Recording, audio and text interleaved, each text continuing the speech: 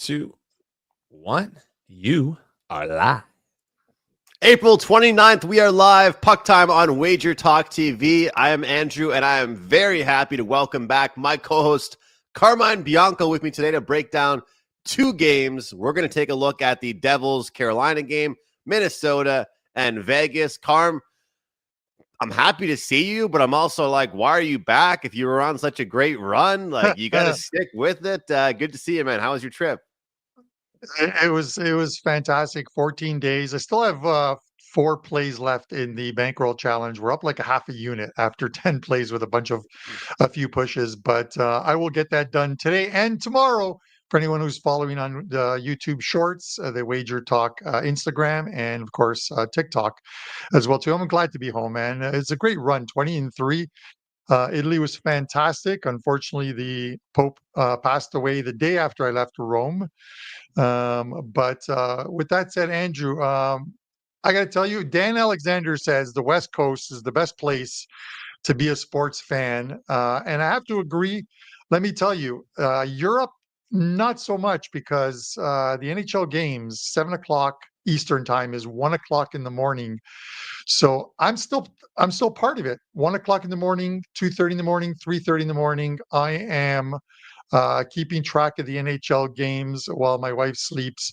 You have to in this business. You don't take any time off, even when you're on vacation. But the one thing I will say, Andrew, before we get into the games, we're going to talk New Jersey, Carolina. We're going to talk Vegas Golden Knights and Minnesota. The one thing I noticed when you're listening to NHL.com and you click on the home team's radio feed, which I was doing, these guys are so biased. They're worse than me. It is unbelievable. I was listening to the Leafs in Ottawa, and the Ottawa commentators, there was a whistle, and the commentator goes, "Ooh, someone tapped Stolartz's pad.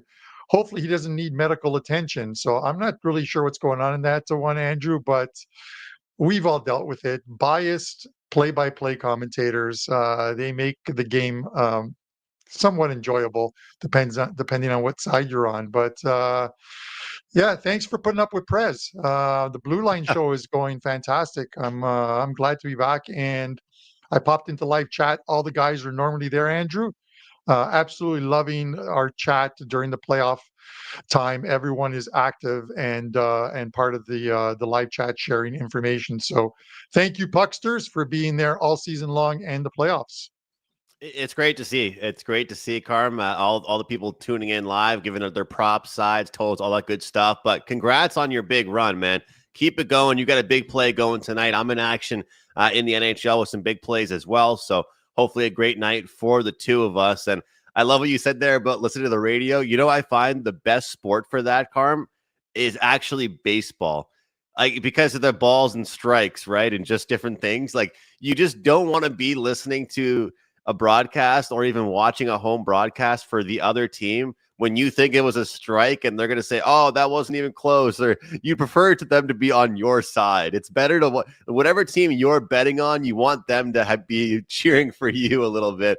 It just makes it a lot more fun. But this is great because Carm, it's nice to get fresh perspectives. And I haven't really talked hockey with you. We had a few phone calls, but I haven't really talked hockey with you.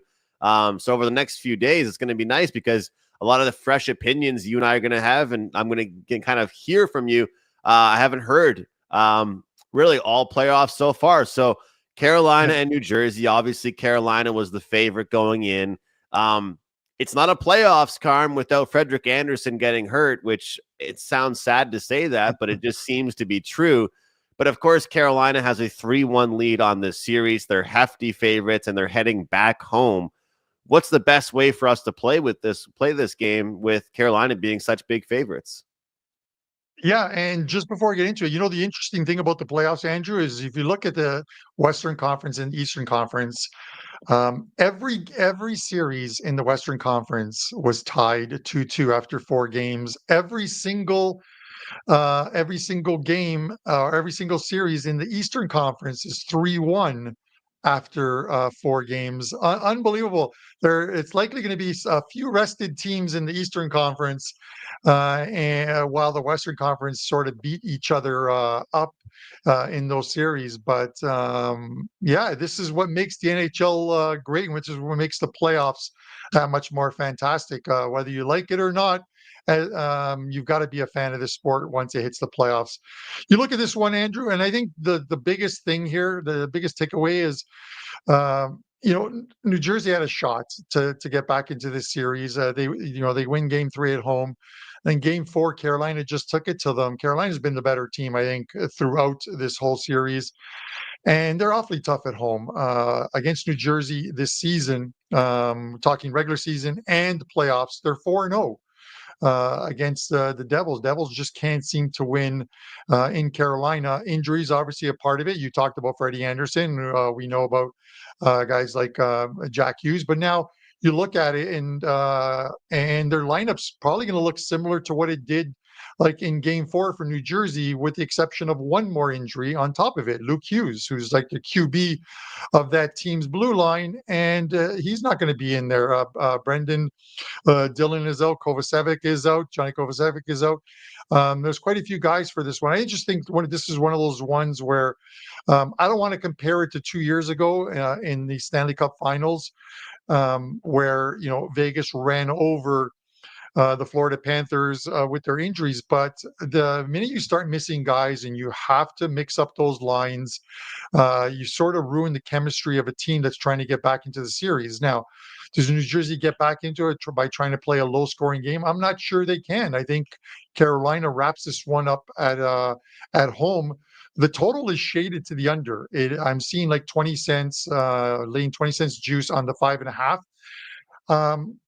I would argue, I think the over is the better bet here in this game, because I think if this one gets out of control early, the goals are going to continue to come, and we're going to, and there's a thing that if the Devils are down a couple goals, they're going to pull their goalie. What does it matter to them whether they lose by 3 or whether they lose by 4?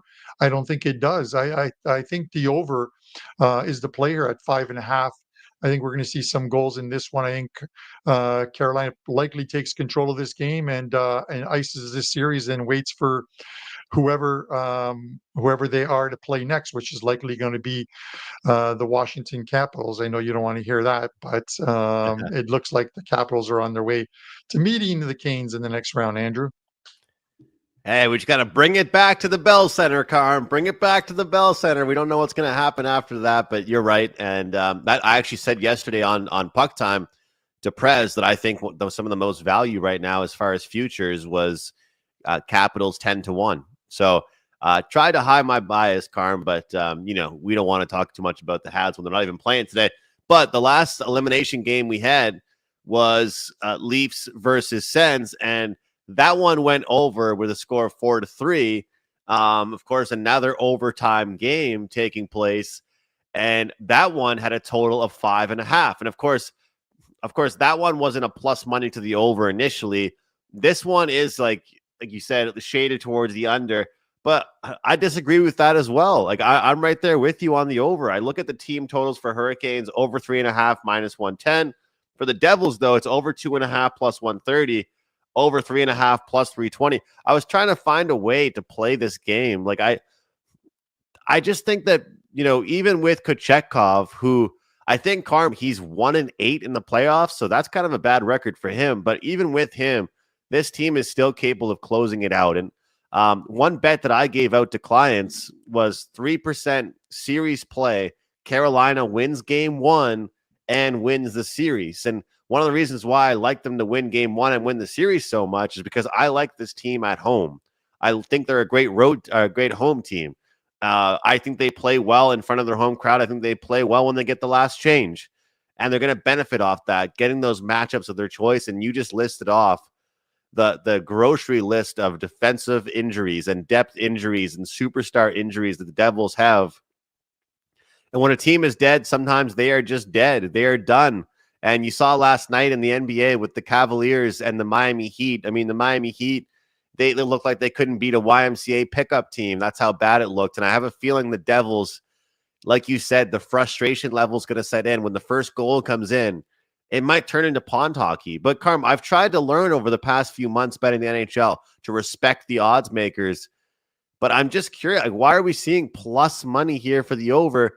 I know that in years past, we have started to see more of a leniency towards overs in elimination games. And we saw it. I gave out the over. I believe you were on the over in the Leafs and Senators game 4 as well, because you see either a competitive game that a lot of times I think these teams that need to stay alive, so the Devils in this case, you have to score goals anyway. And I think also in closeout fashion, typically the team that closes the series out, they end up scoring 3 or 4 goals anyway because of an empty net goal or because of the pressure and the open ice hockey that you get. So, yeah, I like the full game over. As I've told you in the past, I kind of like getting team totals more at the plus 100, minus 105. DraftKings is showing minus 110, but it wouldn't shock me to see Carolina get to 4 goals either. And based on all the odds and heavy juice I'm seeing, that might be a way I end up playing this game here. Yeah, Andrew, and you mentioned it, that Leafs over, when in game 4, when I looked at the over, and that was off 2 straight games that had gone under the total. The thought process was that, I talked about like XG in my write-ups, and I talked about the fact that I think the Ottawa Senators approached the series against the Toronto Maple Leafs in the wrong manner, similar to what Toronto tried to do last year in the playoffs, where they tried to run over the Tampa Bay Lightning in game 1, and Tampa puts up 7 goals because the Leafs played uncharacteristic, took a ton of penalties. This is what Ottawa did in game 1. They tried to physically beat down on the Leafs, took a bunch of penalties, lose that game 6-2, get back to what worked for them, playing defense, and it's worked as far as at least playing well in games and having a chance to win. 3 straight OTs in that Toronto game. And I'm going to discuss it on WagerTalk today. That's one of the games I'm going to discuss. So that's why we're only going to talk about a couple today. I'll talk about the other 2 games on WagerTalk today. But it's a similar thing with, in a sense here with New Jersey. If they wanted to get back in the series, they had to play defense, but they didn't do it in game 4. And I don't know how they do it in game 5. Sometimes when the injuries rack up, Andrew, it's hard to overcome that. Again, you got to juggle the lines. Guys are picking up more minutes, and it's just against a team like Carolina, I think that comes at you each and every shift and rolls out 4 lines. This series should be done tonight. The only fear sometimes in taking the over is what happens if the Canes do get out to a 3-0 or 4-0 lead. Do they just lock it down at that point, and now you're waiting for a couple more goals, Andrew, that may not come? This is why there's a little bit of genius in when you release these team totals. If you figure that team is going to win and they're going to hit their team total at 4-0, you're done, right? There's no need for you to even have to sweat the game. You can switch it over to another one. Sometimes it can be a really good feeling, and sometimes it can be tough when it's 3-0. I'll tell you, over the weekend, what was it, Saturday, Carm, the Avalanche game? It was the one that they dominated. They won 4-0, right? And I had the team total, and I'm seeing it 3-0, and I'm like, please, I need one more, please. If that game would have ended 3-0, I would have ended up with the same amount of hair you have on your head, because I would have been so stressed.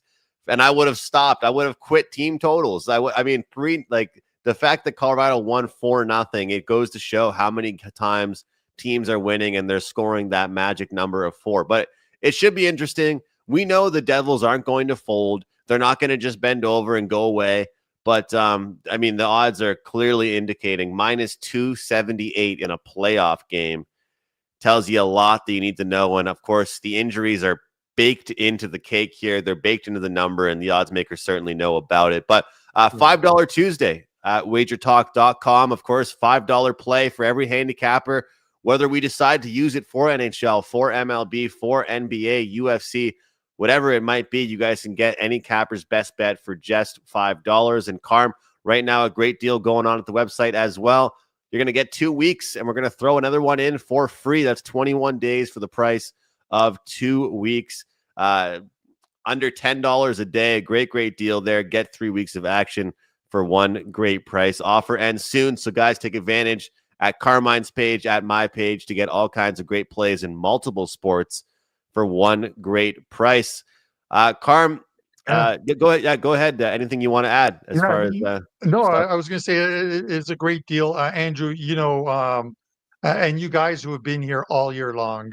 I talk about the wins. I talk about the losses more because they bother me more than I talk about the wins. So when I go on a good run, I'm getting heat from like guys like Prez and some of the other people behind the scenes saying, "Why aren't you promoting yourself more? You're on a great run."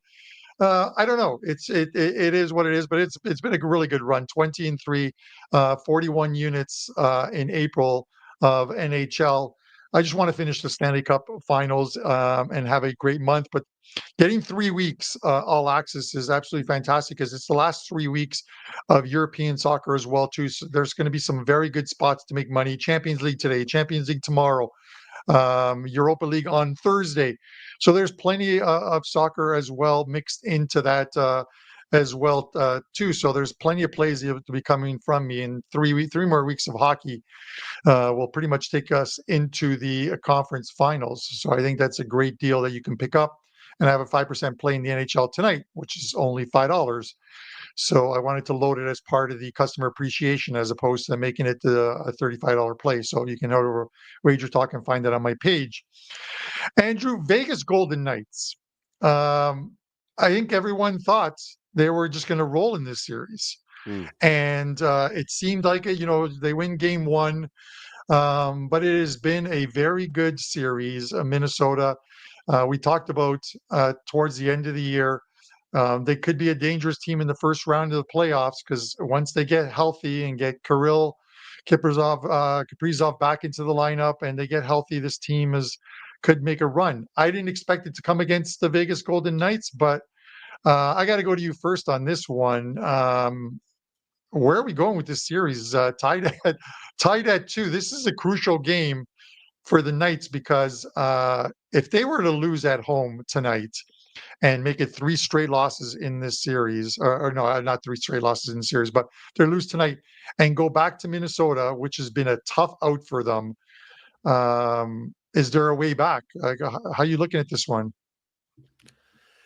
Carm, you know what? Before the last game between these two teams, the series price was -110 when Vegas found themselves down 2-1. Obviously it's evened up back to Vegas. That series price skyrockets up. But I was asked a couple days ago on a show I've been doing, these post-game shows I've been doing, which team has been the biggest shocker for me. And I think I have to send out my apologies to the Minnesota Wild and their fan base because I didn't think that these big players would just show up and step up to the plate the way they have in such a great fashion and consistent fashion. Kaprizov, Boldy, those guys have all been fantastic. Brock Faber's having himself a good postseason. Eriksson Ek is playing very well. I have to give them credit. And I think that when you look at Vegas, they're going to try and go home. They're going to want to play better in front of their home crowd. But, the way I'm going to look in this one, Carm, is Minnesota Wild team total over 2.5 goals. They score 3 goals in their loss in game 4. They score 5 goals in their winning game 3. They scored 5 goals in their winning game 2. I mean, they pretty much have found their offense in every single game so far in this series. And in game 1, they lost 4-2, and they still looked pretty darn good. So, Minnesota team total over 2.5 goals, I think is worth a sprinkle at that. And I also think you're getting a pretty good price on something that I don't usually bet this very often, but if you want to play that +1.5, you can do it. So I don't know. I think that this Minnesota team over 2.5 team total is a pretty good bet. I wouldn't be shocked to see goals though in both games that we've talked about here today, the Devils game and the Vegas game, with the 5.5 being the total.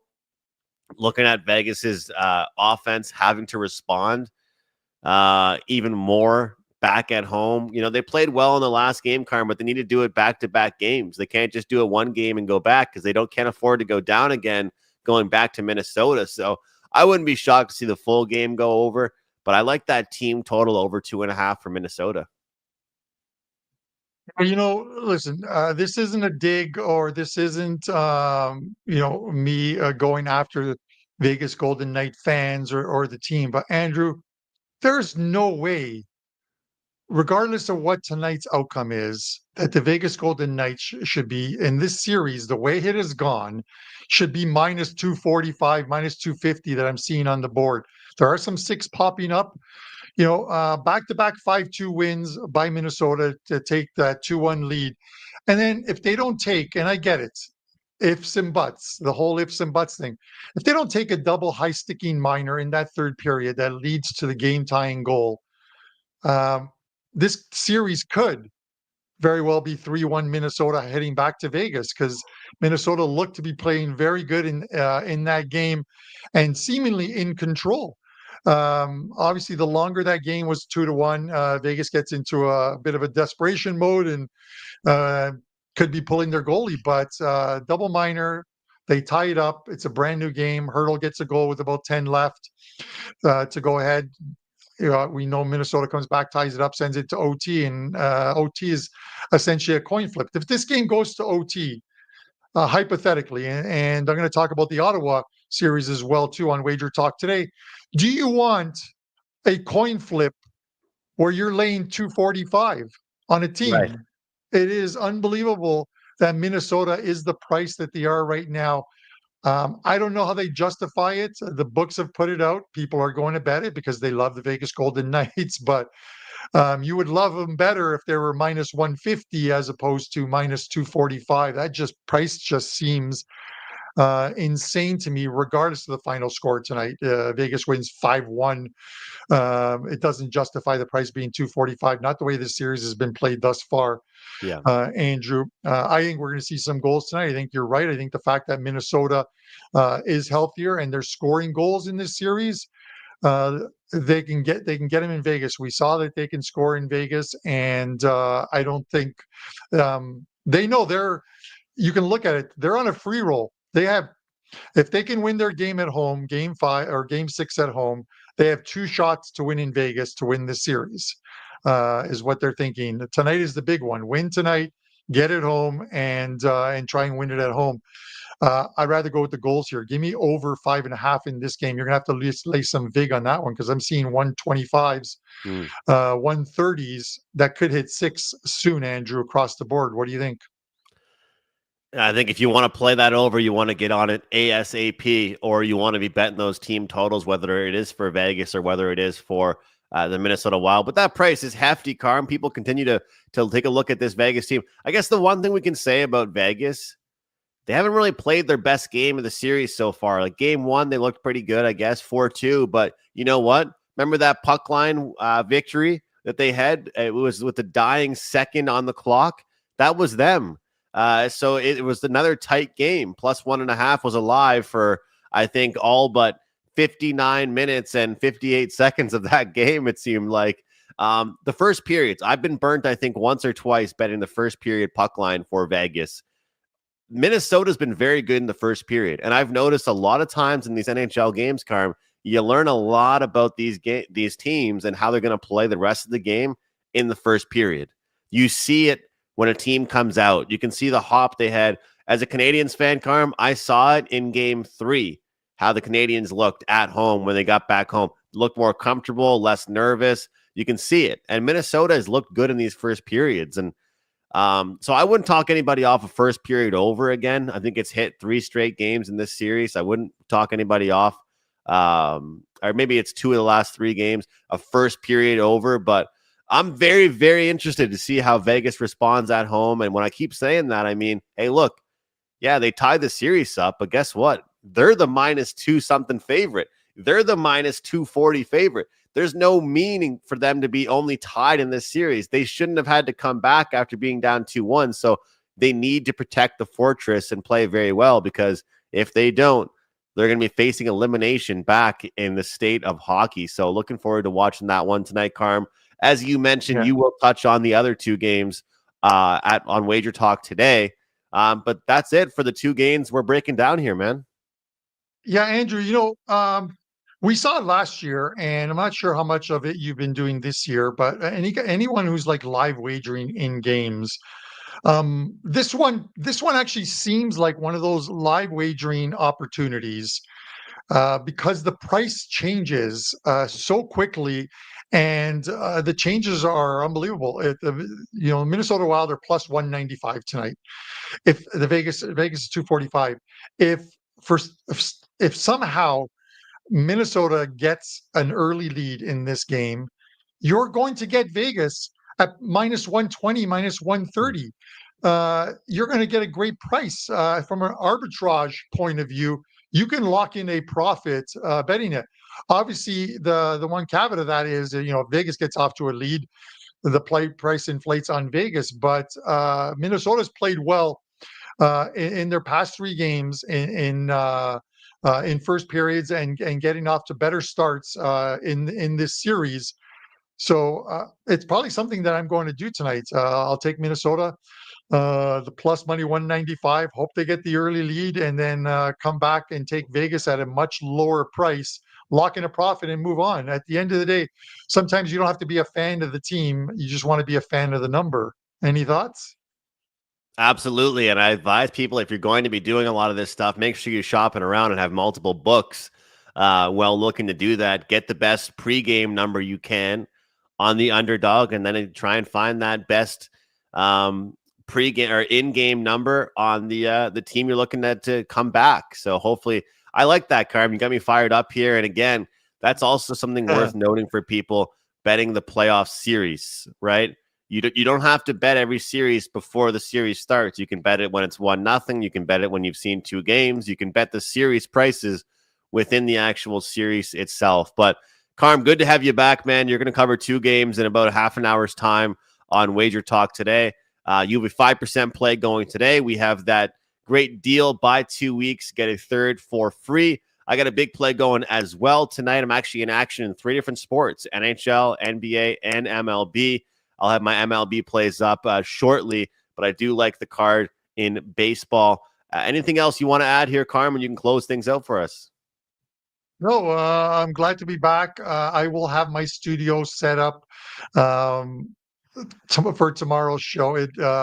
Putting us side by side makes it look like Dan came back from vacation and brought back with him a shrunken Carmine Bianco bobblehead or something.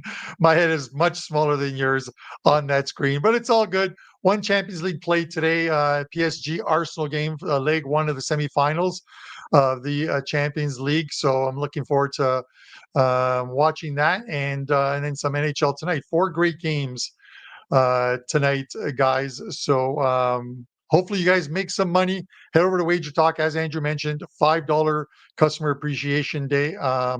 And we'll be back tomorrow, discuss a couple more games. Of course, the Montreal Canadiens, can they send it back to the Bell Center? We'll find that out on tomorrow's show. Andrew, for myself, Andrew, and Dan Alexander, this is Puck Time, guys. Thanks for tuning in as always. We will see you on Wednesday.